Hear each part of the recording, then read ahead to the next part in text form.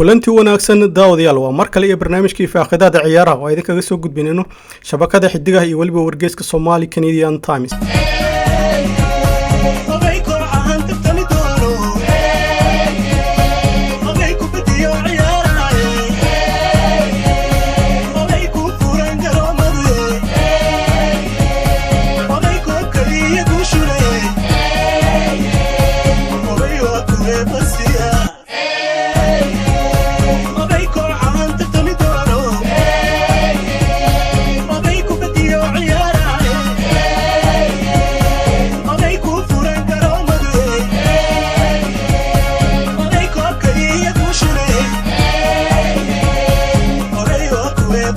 barnaamijkeena faaqidaada ciyaaraha ee toddobaadkan waxaan guud ahaanba ku soo qaadan doonaa magaalada Toronto oo lagu qabtay koob lagu maamusayay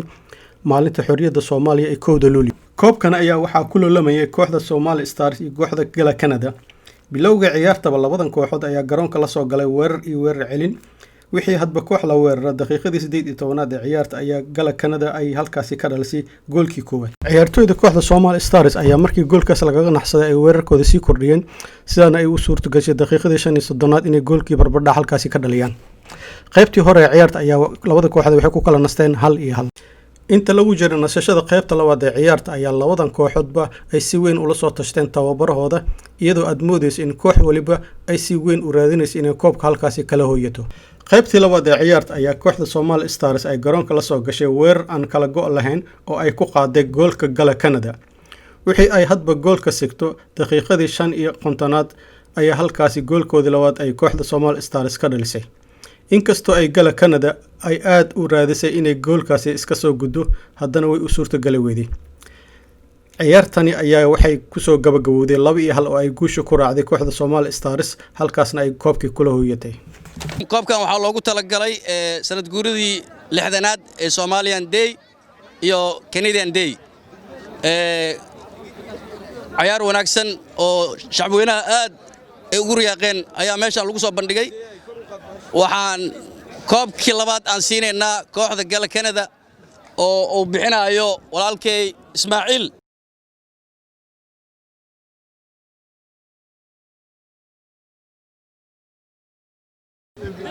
MVP اسكو راعدين اديك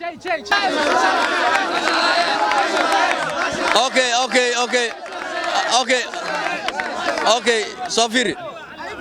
اوكي شداي هادنا waxaan bixinaynaa koobkii MVP da shahaada sharaf ciyaar wanaag ee maanta garoonka shacabweynaha ay aad ugu riyaaqeen Mr. Mashalaaye oo noo guddoonsiinayo bakin koobka waxaa ku guulaystay kooxda ugu ciyaar wanaagsaneed maanta guushana ay raacday kooxda la dhahayo kooxda Somali waxaan guddoonsiin doona legendka the only number 10 Somalian legend Mukhtar Uti.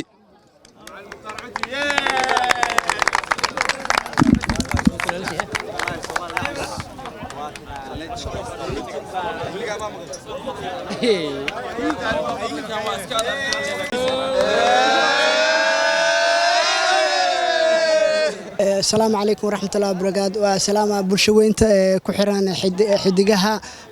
.com iyo Somali Canada anigu ku hadlaayo magaca dhalinyarada Gala Canada waxaan aad ugu faraxsanahay inaan ka qayb galno koob loogu maamusayo 1 Luulyo oo loogu dabaaldagayo koobkaas ay soo qaban qaabiyeen xidigaha waxaan leenahay xidigaha waa mahadsantiin busulo aad ayaa u mahadsantahay koobkan quruxda badan oo intaanu bulshada iskugu timid inaan soo qaban qaabisiin oo si nidaam oo nabadan ay ku dhamaato waxaan kaloo halkan ka sheegayaa in aan sameeyay uguna talagalay community-ga Soomaalida ee ku nool Canada meel walba tahay in aan u sameeyay agency la magac baxay Gala Canada Employment ujeedadiisan oo yahay agency-gaas sidii dhalinyarada habeenka wax dhamaan dadweynaha Soomaalida meel walba ay joogaan in shaqo ay ka soo doonan karaan saacad la adligeeda ugu sameeyay company-gaas ugu furay ruux walba oo Soomaali ah meel walba oo jooga uu ila soo xiriiri karaa teleefankayga oo ah 647 713 4800 64647713480 taleefankaas ay gala soo xiriiri kartiin meel walba aad Canada ka joogtid shaqo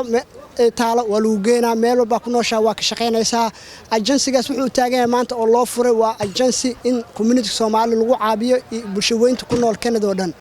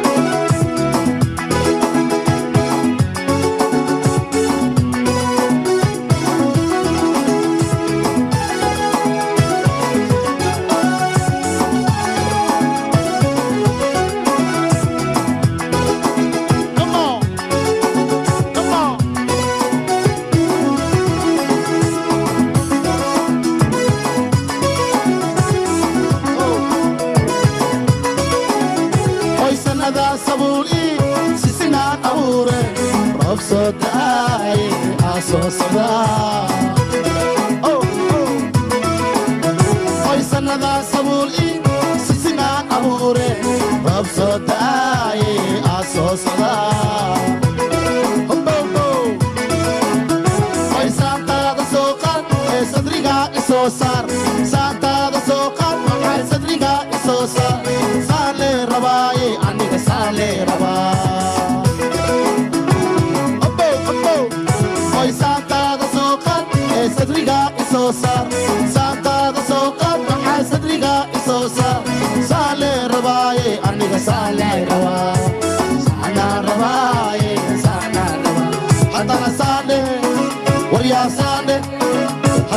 daawadayaal barnaamijkeena ciyaaraha ee maanta ayaan halkan kusoo gabagabeynaya waxaan idin socodsiinaya anigoo ah maxamed busuri waad ku mahadsantihiin daawashadiina intayna dib u kulmi doono nabadgelyo